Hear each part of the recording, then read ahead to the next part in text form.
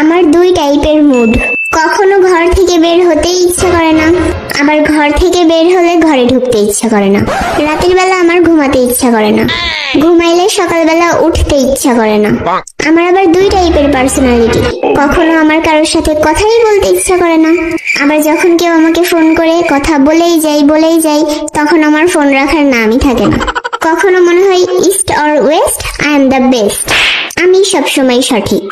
আবার কখনো মনে হয় আমি কত বোকা ছিলাম, কত বড় বোকা ছিলাম, এত বড় ভুল করলাম কিভাবে।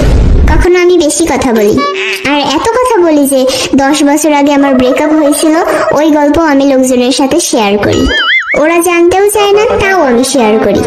আর মাঝে মাঝে এত সাইলেন্ট হয়ে যায় যে কোনো কথাই বলি না। মাঝে মাঝে এত টেনশন করি যে টেনশনের ঠেলায় রাতে ঠিক মতো ঘুম আসে না। আবার মাঝে মাঝে আমি একদম কেয়ারলেস হয়ে যাই, যা হচ্ছে হোক।